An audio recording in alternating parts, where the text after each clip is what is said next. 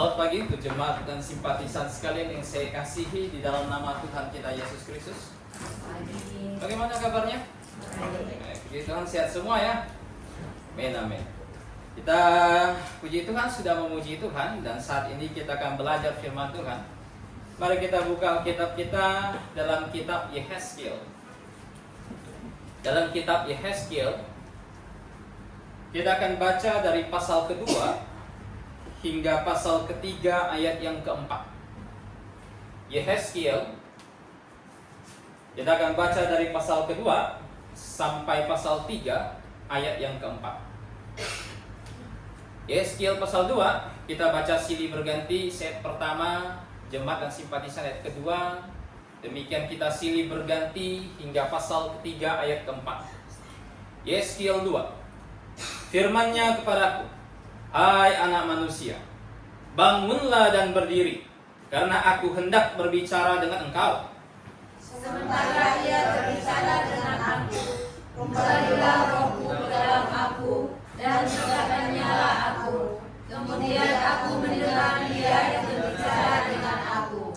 Firman-Nya kepadaku, hai anak manusia, aku mengutus engkau kepada orang Israel, kepada bangsa pemberontak yang telah memberontak melawan aku. Mereka dan nenek moyang mereka telah mendurhaka terhadap aku sampai hari ini juga. Kepada keturunan inilah yang keras kepala dan tegar hati, aku mengutus engkau dan harus kau katakan kepada mereka, beginilah firman Tuhan Allah. Dan baik mereka mendengarkan atau tidak, sebab mereka adalah kaum pemberontak, mereka akan mengerti bahwa seorang nabi ada di tengah-tengah mereka. Dan engkau, anak manusia, janganlah takut melihat mereka maupun mendengarkan kata-katanya. Biarpun engkau di tengah-tengah orang dan buri, dan engkau tidak terkalahkan. Janganlah takut mendengarkan kata-kata mereka, dan janganlah gentar melihat katanya, sebab mereka adalah kaum pemberontak. Sampaikanlah perkataan-perkataanku kepada mereka, baik mereka mau mendengarkan atau tidak, sebab mereka adalah pemberontak. Dan engkau, anak manusia, dengarlah apa yang kufirmankan kepadamu. Janganlah memberontak seperti kaum pemberontak ini. Kenakanlah mulutmu dan makanlah apa yang kuberikan kepadamu. Aku melihat, sesungguhnya ada tangan yang terulur kepadaku, dan sungguh dipegangnya sebuah gulungan kitab. Lalu diletakkannya di hadapanku, gulungan kitab itu ditulisi dibalik, dan di sana tertulis nyanyian-nyanyian rakaman, keluh kesah dan rintihan. Firman-Nya kepadaku, hai anak manusia, makanlah apa yang engkau lihat di sini. Makanlah gulungan kitab ini dan pergilah, berbicaralah kepada kaum Israel. Maka bukalah mulutku, dan diberikannya gulungan kitab itu kumakan. Lalu firman-Nya kepadaku, hai anak manusia, makanlah gulungan kitab yang kuberikan ini kepadamu, dan isilah perutmu dengan itu. Lalu aku memakannya dan rasanya manis seperti madu dalam mulutku. Firman-Nya kepadaku, hai anak manusia, mari pergilah dan temuilah kaum Israel, dan sampaikanlah perkataan-perkataanku kepada mereka. Amin. Mari kita berdoa. Bapa di dalam kerajaan sorga, kami mengucap syukur atas kasih setia, karena Engkau telah memelihara firman-Mu, sehingga hari ini kami masih bisa membacanya dan mempelajarinya. Bapa di sorga, kiranya Engkau yang memberikan kepada kami hikmat dalam mempelajari firman, agar sekiranya kami dapat semakin dewasa di dalam Tuhan kami ketika kami memahaminya dengan baik. Agar sekiranya kami dapat menerapkan apa yang kami pelajari ke dalam hidup kami, sehingga kami dapat menjadi anak-anak-Mu yang bersinar terang di tengah-tengah angkatan yang jahat dan bengkok ini. Terima kasih Bapa. Berkati juga hamba-Mu yang menyampaikan firman-Mu. Kiranya apa yang keluar dari mulut hamba-Mu ini adalah kebenaran dan bukan kesesatan. Terima kasih Bapa. Hanya di dalam nama Tuhan kami Yesus Kristus kami sudah berdoa dan mengucap syukur. Amin. Yehezkiel merupakan salah satu nabi Tuhan yang sangat luar biasa.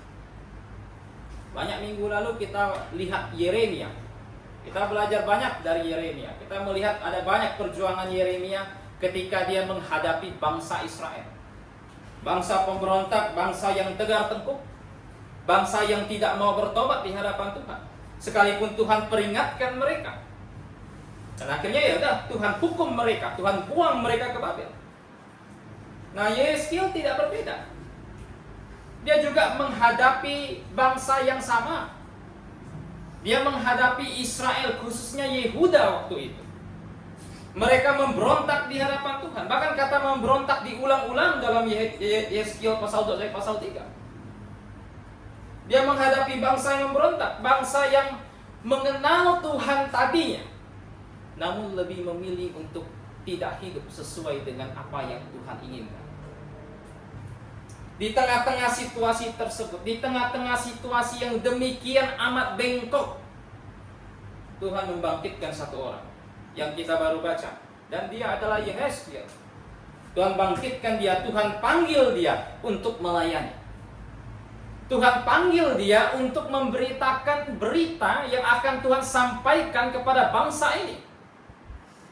Dan Yehezkiel pasal 3, kita bisa melihat bagaimana Tuhan memanggil Yehezkiel. Dan ada banyak sekali pelajaran penting yang dapat kita pelajari bagi kita yang hidup di zaman gereja ini. Ada banyak penerapan-penerapan doktrin yang penting yang patut kita lihat ketika kita membaca panggilan Yehezkiel. Nah, hari ini saya beri judul khotbah saya, Panggilan Yehezkiel. Ada banyak hal yang bisa kita pelajari. Yang pertama yang mau kita pelajari, apa yang Tuhan lakukan kepada Yehezkiel? Apa yang Tuhan lakukan kepada Yehezkiel ketika Yehezkiel dipanggil oleh Tuhan? Apa yang Tuhan lakukan kepadanya? Yang pertama kita lihat. Kita lihat dalam Yehezkiel pasal 2 ayat 1 sampai 2.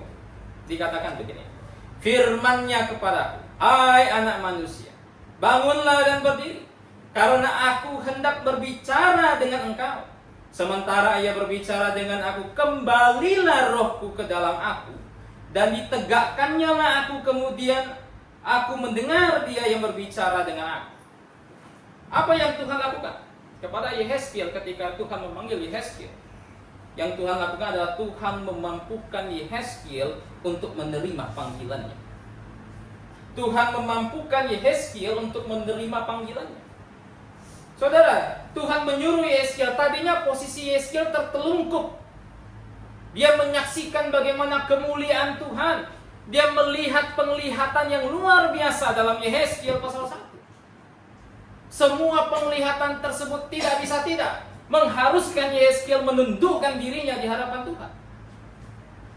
Saudara, ini yang selalu dialami oleh semua tokoh Alkitab ketika mereka bertemu dengan Tuhan. Ini yang dialami oleh semua tokoh Alkitab ketika mereka melihat betapa kecilnya mereka di hadapan Tuhan. Ketika mereka menyaksikan betapa mulianya Tuhan yang mereka sembah, mereka semua tertelungkup. Tetapi Tuhan tidak mau Yehezkiel terus tertelungkup. Tuhan mau panggil dia, Tuhan mau tugaskan dia sesuatu, Tuhan mau percayakan dia satu tanggung jawab penting. Maka Tuhan perintahkan kepada Yehezkiel, berdiri. Berdiri Yehezkiel, bangun, karena aku mau berbicara dengan engkau. Saudara, berdiri merupakan simbol dari kesiapan. Simbol seseorang yang sudah siap bekerja di ladangnya Tuhan. Simbol dari seseorang yang siap mendengarkan perintah dari atasannya. Saudara, kalau kita lihat di dunia ini, ada tidak ketika seorang komandan memberikan perintah kepada prajuritnya, tapi prajuritnya duduk santai begitu, ongkang-ongkang kaki? Tidak ada. Komandannya lewat aja dia langsung berdiri beri hormat begitu. Dan ini Tuhan Jehovah ingin menyampaikan pesan kepada Yehezkiel. Yehezkiel mesti berdiri. Walaupun sudah tidak ada kekuatan pada dirinya, tetapi Yehezkiel pasal 2 ayat kedua dikatakan suatu roh masuk ke dalam Yehezkiel. Walaupun di Yehezkiel 2 ayat 2 terjemahan Elai kurang tepat, Elai terjemahkan seolah-olah rohnya Yehezkiel kembali kepadanya. Tapi kalau kita mau diterjemahkan dengan tepat, bisa lihat dalam King James, dikatakan bahwa ada suatu roh masuk ke dalam diri Yehezkiel. Siapa itu? Tidak lain tidak bukan, itu adalah roh Allah yang memampukan Yehezkiel untuk menerima panggilan tersebut. Saudara, ini yang dibutuhkan Yehezkiel waktu itu. Lutut sudah lemas, sudah gemetar. Dia hanya butuh satu saja, penguatan dari Tuhan. Hanya butuh ini. Dalam melayani, dalam mengerjakan tugas yang Tuhan berikan yang demikian besar itu, Yehezkiel mesti menghadapi satu bangsa yang tegar tengkuk. Apa yang Yehezkiel butuhkan? Yehezkiel tidak butuh hanya sekedar sehat. Yang Yehezkiel butuhkan adalah kekuatan dari Tuhan. Saudara, ini bangsa yang begitu tegar di hadapan Tuhan. Yeremia saja yang banyak memberitakan pertobatan kepada bangsa ini, itu harus menderita aniaya oleh bangsa ini. Harus menderita banyak sekali kesulitan oleh bangsa ini. Yehezkiel seorang diri juga harus menghadapi satu bangsa yang demikian bengis. Apa yang dibutuhkan selain daripada kekuatan dari Tuhan? Nah saudara, bukan hanya Yehezkiel, bukan hanya ini benar bagi Yehezkiel, tapi ini benar bagi semua pelayan Tuhan di sepanjang zaman. Ini benar bagi semua orang yang mau melayani Tuhan di sepanjang zaman. Apa yang kita butuhkan? Saudara, jika kita hanya sekedar mengandalkan kekuatan kita dalam melayani Tuhan, apa yang Tuhan katakan kepada Yehezkiel? Engkau anak manusia, kata Tuhan. Dalam Yehezkiel pasal 2 ayat 1, kita lihat kata, hai anak manusia. Istilah ini menunjukkan kepada Yehezkiel betapa berbedanya dia dari Tuhan. Betapa Tuhan itu satu pribadi yang jauh di atas dia. Betapa Tuhan itu tidak sama dengan manusia. Manusia tidak ada apa-apanya di hadapan Tuhan. Tuhan sebut dia, hai engkau anak manusia, supaya Yehezkiel sadar posisi dia di hadapan Tuhan seperti apa. Dia hanya manusia biasa, manusia yang bisa salah, manusia yang bisa berbuat jahat, manusia yang terpengaruh oleh dosa. Nah, untuk melayani Tuhan yang demikian kudus, untuk melayani Tuhan yang demikian besar dan agung itu, untuk melayani Tuhan yang demikian dahsyat itu, yang kemuliaannya baru disaksikan Yehezkiel, apa yang Yehezkiel butuhkan? Tidak lain tidak bukan hanya satu saja, kekuatan dari Tuhan, kemampuan dari roh Tuhan. Roh Tuhan yang memampukan dia. Ini yang dibutuhkan Yehezkiel, tidak lebih.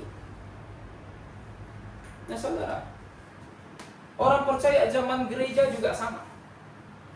Tuhan janjikan hal yang serupa. Tuhan tahu pekerjaan yang akan dia berikan kepada orang percaya zaman gereja bukanlah pekerjaan ringan. Dia tahu itu. Kita bisa saksikan bagaimana perjalanan gereja dalam catatan Kisah Para Rasul. Bagaimana gereja Yerusalem bergerak. Bagaimana gereja Laodikia bergerak.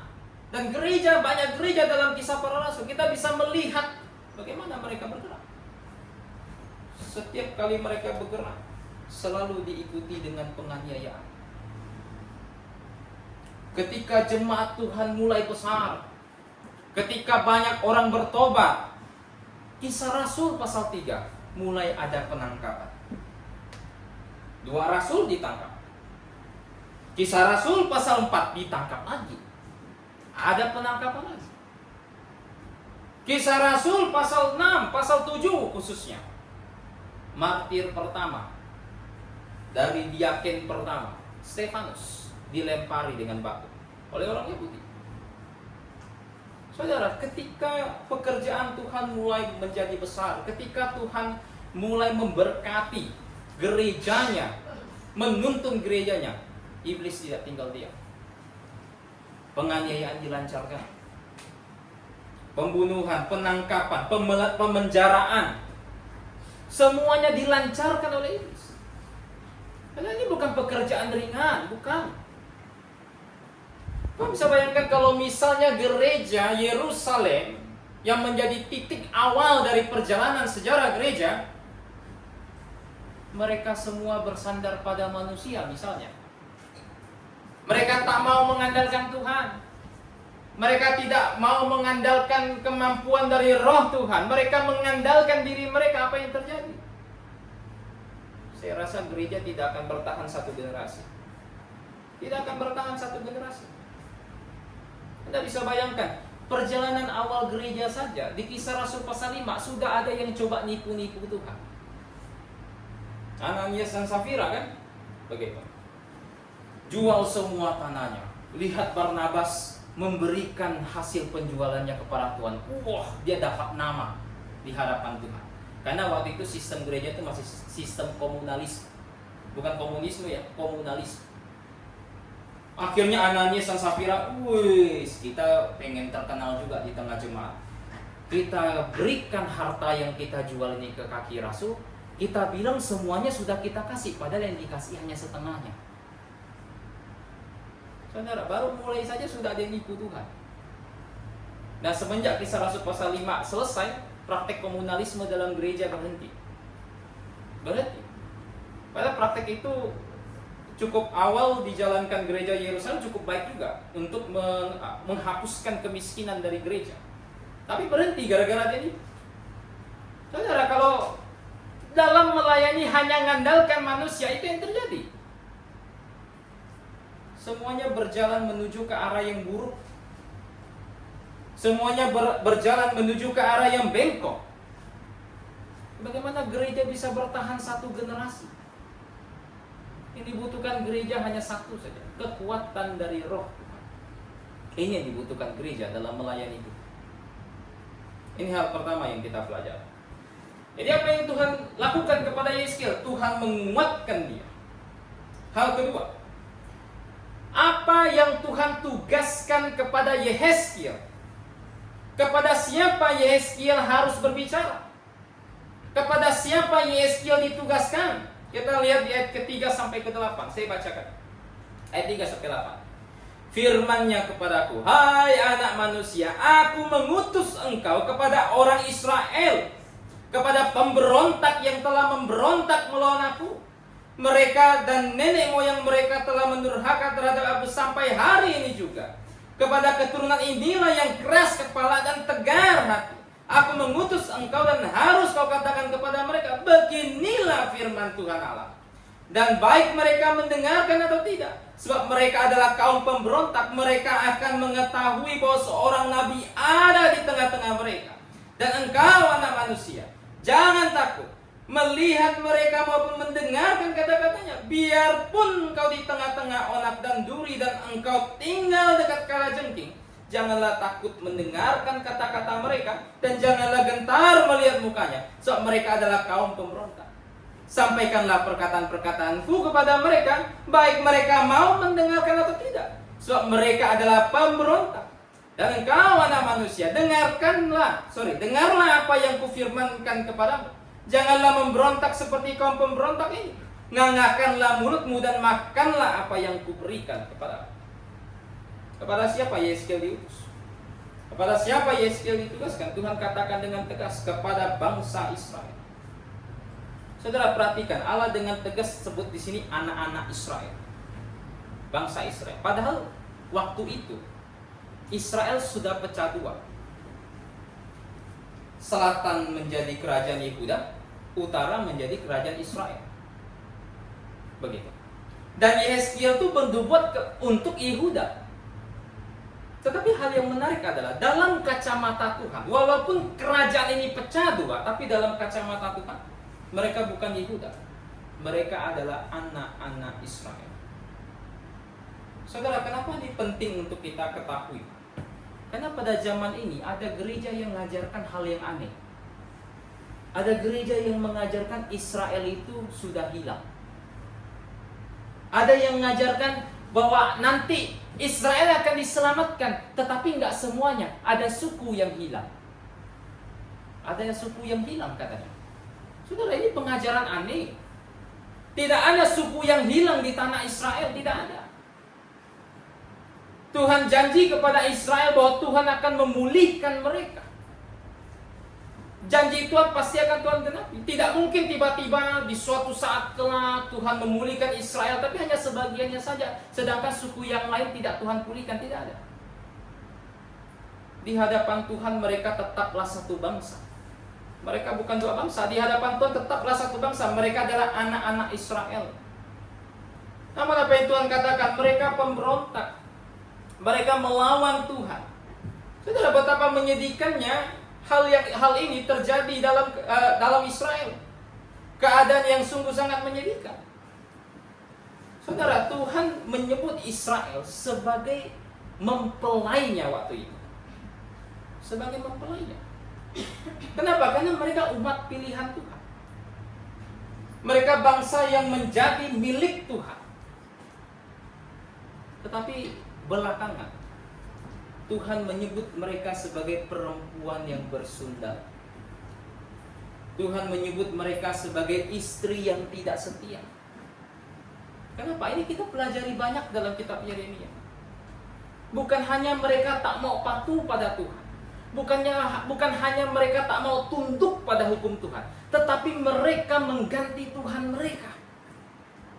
Sehingga mereka, Yeskiel dan Tuhan sebut mereka adalah perempuan yang sundal. Dan kepada perempuan sundal ini Tuhan katakan, Tuhan perintahkan kepada Yeskiel, berbicaralah firman Allah, katakanlah firman Allah kepada mereka. Tidak peduli tanggapan mereka apa. Tidak peduli tanggapan mereka apa.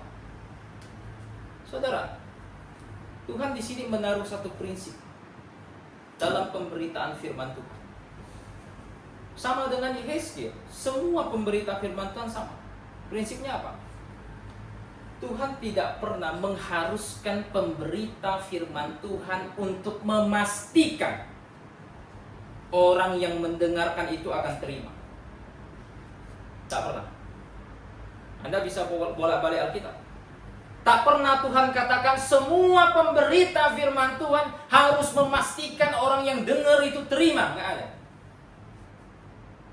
Yeskiel sendiri, Tuhan katakan tidak peduli mereka mau dengar atau tidak, terserah. Mereka mau terima atau mau abaikan, terserah. Yang penting beritakanlah firman ini. Makanya dalam Yeskiel pasal 3 nanti kita melihat Tuhan menjadikan Yeskiel itu sebagai pengawas. Orang yang berdiri di atas menara mengawasi. Kira-kira nanti kalau misalnya ada bangsanya yang hampir celaka, di depannya ada mara bahaya, harus diperingatkan kata Tuhan.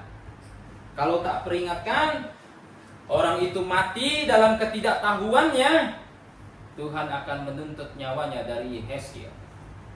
Karena Yeskiel pengawasnya. Tapi seandainya Yeskiel sudah peringatkan, kasih tahu dia, engkau berdosa, mesti bertobat. Tuhan mengancam dengan ancaman, dan dia tidak mau. Maka orang itu mati dalam dosanya, dan Yeskiel tidak bersalah atas nyawa orang tersebut. Saudara, ini yang Tuhan berikan kepada Yeskiel. Tuhan tidak pernah sekali lagi mengajarkan bahwa seorang pemberita wajib untuk memastikan orang yang mendengar berita tersebut akan terima. Tidak. Yang Yeskiel punya tanggung jawab itu apa? Beritakan, sampaikan. Tidak peduli apapun keadaannya. Tuhan sudah kasih tahu bahkan ketika Yeskiel dipanggil, Tuhan katakan bangsa ini itu seperti duri, seperti onak, seperti kalajengking. Engkau di tengah-tengah mereka. Saudara, Yeskiel sudah mengetahui kira-kira nanti dalam kepelayanannya akan terjadi apa. Nah, saudara, kalau misalnya Tuhan saat ini berbicara, saat ini masih berbicara misalnya dari surga, masih sudah berhenti begitu. Seandainya masih begitu, kemudian dia kasih tahu, misalnya ada di sini beberapa calon hamba Tuhan, misalnya kayak Yori misalnya. Yori, kamu saya utus ya ke Timur Leste misalnya. Tapi di sana orang-orangnya seperti kalajengking. Kamu sampai sana sedikit yang akan terima kamu. Kamu justru akan terima aniaya. Saudara, kalau misalnya Tuhan masih berbicara seperti itu kepada semua pelayan Tuhan, saya yakin tidak banyak orang mau melayani Tuhan. Kenapa nggak banyak? Karena belum mulai saja sudah dikasih tahu. Kira-kira nasibnya akan seperti apa dalam melayani? Orang mau melayani kan mikirnya yang enaknya saja, yang nikmatnya saja. Pokoknya berjalan dengan Tuhan itu semuanya damai, seperti berjalan dalam taman bunga yang indah. Tapi kalau sudah model begini misalnya, Yeskiel, mereka seperti kalajengking, seperti duri. Kau di tengah-tengah mereka, jalan sedikit bisa kegores. Jalan sedikit selainnya bisa kalajengking. Apa yang mau kita lakukan? Tuhan sudah kasih tahu lebih dulu nasib kita dalam melayani. Ini puji syukur kepada Tuhan, Yeskiel justru dengan berani tetap mau melayani itu. Dengan berani tetap mau melayani Tuhan, sekalipun menghadapi bangsa yang demikian sadis itu. Saudara, ini bangsa yang membunuh banyak nabi. Bahkan dalam sebuah tradisi orang Yahudi, Yesaya itu mati digergaji. Benar atau enggaknya sih nggak bisa kita pastikan karena ini tradisi. Dia mati digergaji, dimasukin ke dalam pohon, pohonnya sudah dibolongin, masuk situ digergaji sampai putus badan. Jika demikian, apa nikmatnya secara dunia dalam melayani, kan begitu? Semua sama. Kita semua bukan ditempatkan Tuhan di tempat yang nyaman. Apa yang Tuhan katakan dalam Matius pasal 10? Aku tempatkan kalian di tengah-tengah serigala. Kita apanya? Kita dombanya. Kita bukan, Tuhan tidak katakan kamu bantengnya. Oh, banteng masih enak. Serigala macam-macam masih bisa kita seruduk, kan begitu kan? Begitu. Tapi kita domba binatang yang hampir tidak punya sistem pertahanan diri. Kira-kira bisa bayangkan tidak? Oh, berarti nasib saya dalam melayani, Tuhan sudah kasih tahu nasibnya apa? Akan menderita aniaya. Akan dibenci oleh dunia. Akan menderita kesulitan. Namun apakah kita tetap mau setia sekalipun kita ditempatkan di tengah bangsa yang demikian kejam dalam melayani Tuhan? Masih mau? Apakah kita mau seperti Yeskiel, sekalipun di tengah-tengah bangsa yang demikian sangat sadis itu, tetap setia melayani, tetap membara dalam melayani? Tuhan suruh Yeskiel beritakan, oke siap, saya beritakan. Begitu. Dan ini yang Tuhan mau bagi semua orang kudusnya di sepanjang zaman. Ini yang Tuhan mau. Tidak lain tidak bukan, hanyalah kesetiaan dalam melayani Tuhan. Jangan takut, kata Tuhan. Jangan takut melihat mereka. Jangan gentar terhadap perkataan mereka. Jangan. Karena ketika seseorang gentar terhadap orang-orang di sekitar, mereka tak akan sanggup lagi melayani Tuhan. Bagaimana bisa memberitakan firman Tuhan, kakinya sudah goyang? Begitu kan? Anda bisa bayangkan kalau Yohanes Pembaptis takut sama Herodes. Bagaimana bisa dia menegur Herodes perkara istri yang tidak sah yang diambil oleh dia? Perkara Herodias.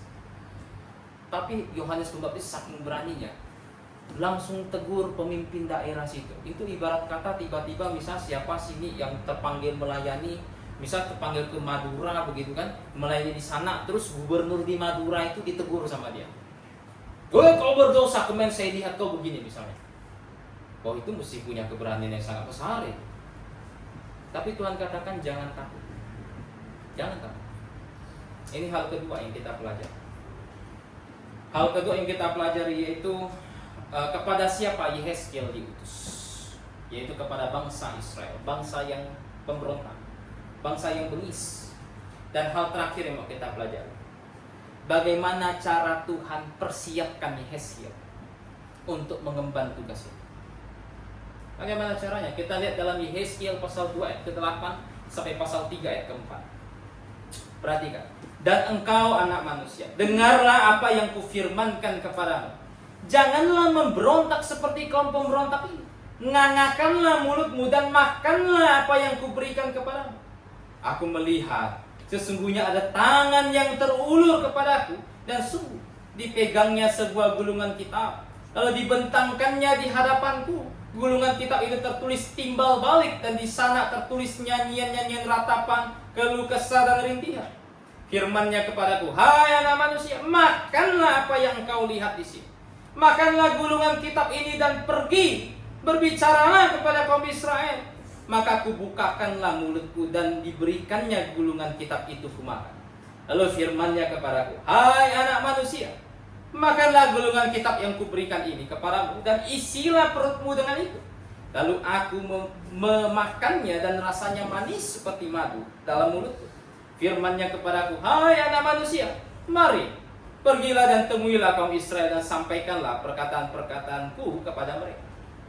Bagaimana cara Tuhan persiapkan Yehezkiel? Caranya sederhana. Tuhan suruh Yehezkiel memakan gulungan kitab. Tuhan suruh Yehezkiel memakan firman Tuhan. Saudara, sebelum Yehezkiel berkhotbah kepada bangsa ini, sebelum Yehezkiel menegur bangsa ini, dia terlebih dahulu harus mengerti firman Tuhan. Tuhan gambarkan di sini, dia terlebih dahulu harus makan firman Tuhan. Dia terlebih dahulu harus menjadi orang yang sangat paham firman Tuhan. Barulah dia bisa pergi memberitakan ini. Kenapa saudara? Karena firman yang akan disampaikan oleh Tuhan kepada Yehezkiel itu berisikan teguran-teguran terhadap Israel akan dosa dia. Dan teguran-teguran tersebut bukan teguran yang ringan. Ini teguran yang berat. Tuhan katakan gulungan kitab itu berisikan ratapan, duka, bukan sukacita. Saudara, zaman sekarang ada orang yang punya gerakan aneh dalam kekristenan. Ada gerakan yang berkata bahwa saya ini orang Kristen yang positif, super positif. Firman Tuhan itu firman Tuhan yang sangat positif, begitu. Apapun yang dia sampaikan pasti sesuatu yang baik. Saudara, apa yang dikatakan oleh Tuhan? Gulungan kitab itu isinya apa? Apakah di situ ada kata sukacita di situ? Enggak ada. Di situ isinya apa? Nyanyian ratapan, keluh kesah, rintihan. Saudara, segala bentuk teguran, keluh kesah Tuhan, teguran, nyanyian, ratapan, itu semua masih bagian dari firman Tuhan. Itu semua Tuhan pelihara di dalam firman-Nya. Untuk apa? Untuk menegur manusia yang berdosa di hadapan Tuhan. Saudara, memberitahukan seseorang bersalah tidak cukup hanya berkata, ya Tuhan mengasihi kamu. Kamu memang ada salahnya. Enggak apa-apa, Tuhan cinta kamu. Oh, kamu memang pernah buat salah, kamu pernah mencuri, enggak apa-apa, Tuhan sayang kamu. Saudara, Tuhan tidak pernah menegur orang berdosa dengan cara seperti ini. Tidak pernah. Tuhan tidak pernah berurusan dengan dosa dengan cara yang sangat lembut, seolah-olah supaya orang-orang jangan sampai tersinggung. Tidak pernah. Tuhan selalu tegur dosa dengan sangat keras. Apa yang Yohanes Pembaptis lakukan ketika berurusan dengan orang Farisi dan Saduki yang pengen dibaptis? Apa yang mereka lakukan? Apa yang Yohanes Pembaptis katakan? Hai engkau keturunan ular beludak, siapa yang berkata kepadamu kalau kau akan melepaskan diri dari hukuman yang akan datang itu? Apa yang Tuhan Yesus katakan kepada bangsa Israel ketika hidup sezamannya? Dia berkata bahwa mereka keturunan pembunuh nabi. Dia berkata mereka munafik. Dia berkata bahwa mereka bukanlah anak Abraham yang sejati. Apa yang Paulus katakan kepada orang Galatia ketika mereka hampir menyimpang kepada pengajaran sesat? Apa yang Paulus katakan? Hai orang Galatia yang bodoh, kata Paulus. Saudara, Tuhan tidak pernah berusaha selembut mungkin. Tidak, dalam menegur dosa. Tuhan akan sekeras mungkin. Kenapa? Karena lewat teguran yang demikian keras itu, di situ terwujud kasih Tuhan. Di situ terwujud kasih Tuhan. Saudara, tak ada satu orang pun di muka bumi ini yang bisa berbalik dari dosanya, yang bisa bertobat, kemudian kembali kepada Tuhan hanya dengan kata-kata yang positif. Tidak ada. Tidak ada. Apa yang Tuhan katakan kepada perempuan Samaria ketika dia dijelaskan tentang air kehidupan? Tuhan katakan, panggil suamimu. Kata perempuan Samaria, oh saya nggak ada suami.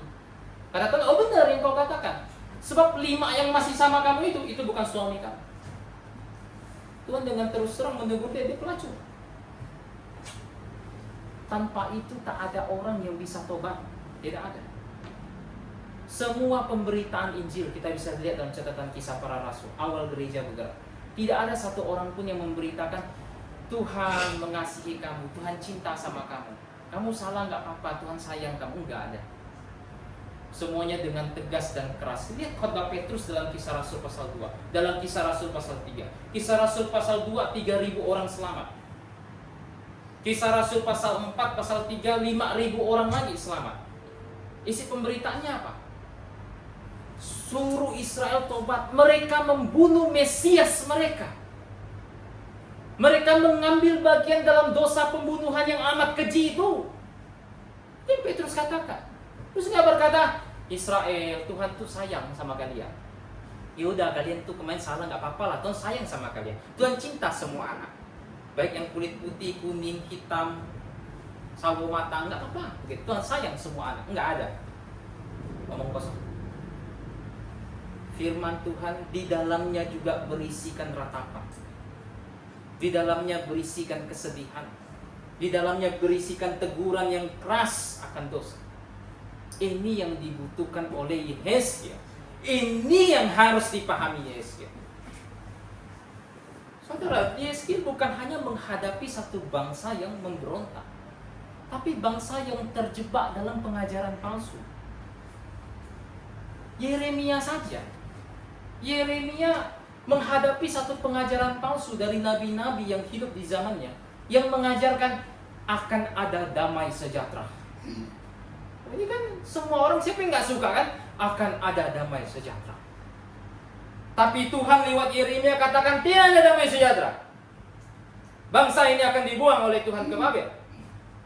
Nabi-nabi bilang akan ada damai sejahtera. Yeremia mesti menghadapi ini, satu pengajaran palsu.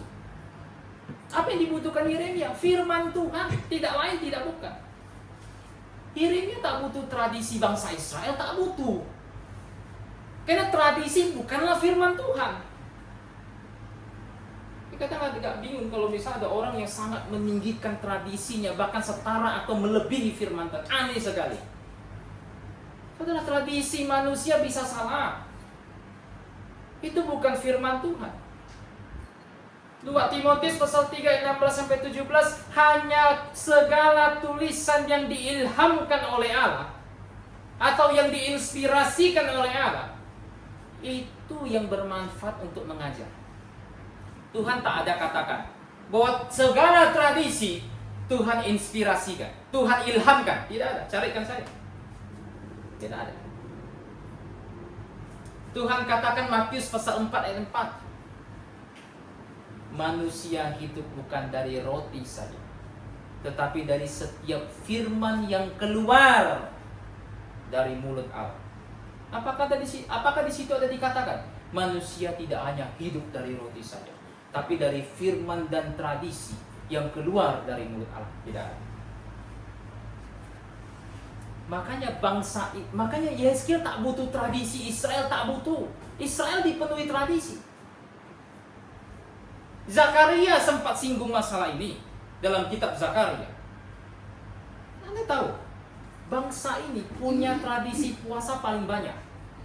Puasa bulan ke-7, puasa bulan ke-4, puasa hampir setiap bulan dia ada puasa. Coba bayangkan. Hampir setiap bulan dia ada puasa. Apa yang Tuhan katakan kepada Zakaria? Sehingga saya pernah khotbahkan ini. Apa yang Tuhan katakan lewat Zakaria kepada bangsa ini? Tuhan katakan, apakah engkau berpuasa itu untuk aku? Tuhan katakan tidak, engkau lakukan itu bukan untuk aku. Bukan, kata Tuhan. Itu bukan untuk Tuhan, karena itu tradisi manusia. Ini dihadapi Yehezkiel juga, dihadapi semua nabi. Karena pengajar sesat itu bukan hanya ada di satu masa, dia ada di sepanjang masa. Maka Tuhan mau Yeskiel makan firman Tuhan itu, Yeskiel makan. Begitu. Dan ketika Yeskiel makan, katanya rasanya manis. Sekalipun tulisannya itu penuh kepahitan, tapi rasanya manis di mulut. Bicara soal makan firman Tuhan, semua ada satu tokoh lagi yang pernah makan, dan itu adalah Rasul Yohanes. Di kitab Wahyu Tuhan suruh makan gulungan itu. Yohanes katakan dia makan, manis rasanya di mulut, seperti madu. Tetapi ketika sampai di perut pahit,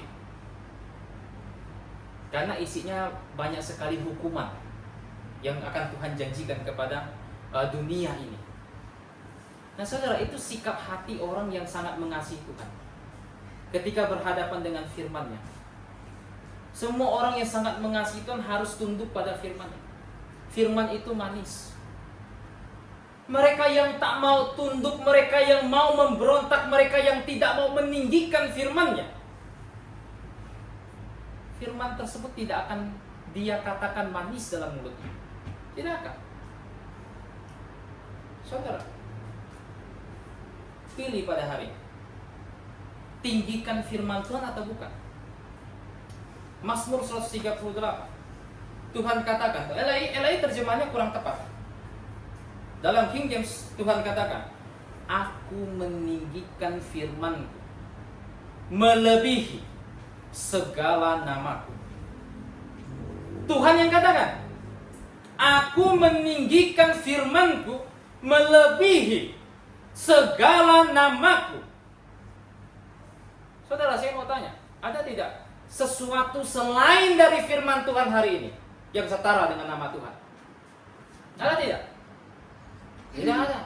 Carikan sama saya begitu. Meja setara dengan nama Tuhan, itu penghujatan namanya. Apa di muka bumi ini yang setara dengan nama Tuhan? Tidak ada. Tapi dalam Mazmur 138 Tuhan katakan, aku meninggikan firman melebihi segala nama. Pilih ikut Tuhan. Ikut Tuhan, tinggikan firman-Nya menjadi satu-satunya otoritas dalam hidup. Tidak ada sesuatu yang lain yang setara dengan dia. Segala sesuatu berada di bawah dia. Ikut Tuhan. Jika ingin ikut Kristus, ya lakukan seperti Kristus. Anda tahu ketika Yesus Kristus pindah tempat pelayanan, ketika Yohanes Pembaptis ditangkap. Coba kita lihat. Kita lihat dalam Matius pasal 4.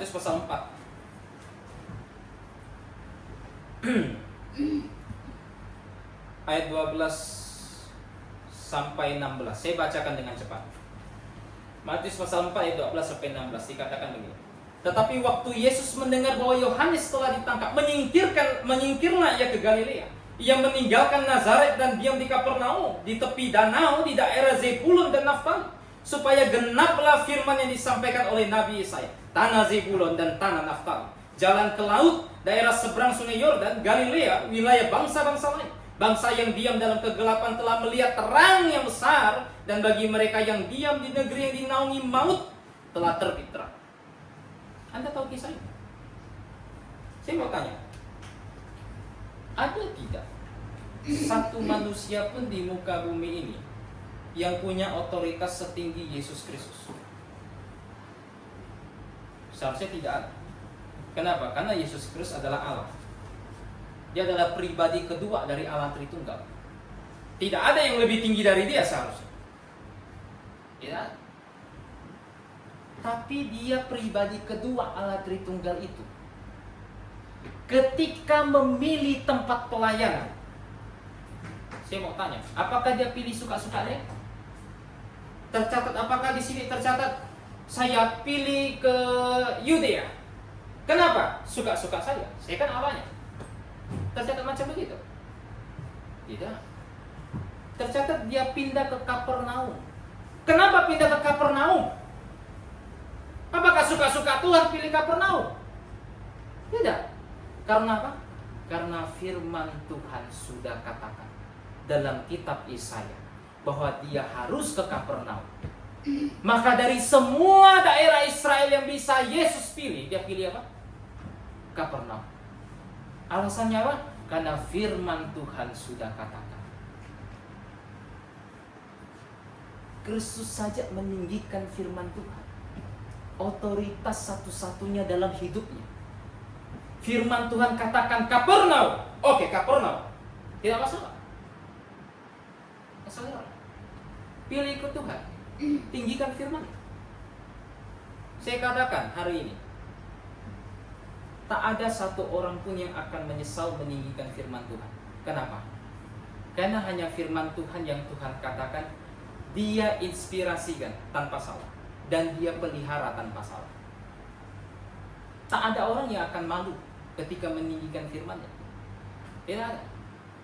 Tetapi jika kita memilih sebaliknya, meninggikan sesuatu yang lain, bukan firman Tuhan, kita jadikan sesuatu yang lain sebagai patokan untuk menentukan pengajaran, untuk menentukan cara hidup Kristen, maka saya katakan bersiap-siap.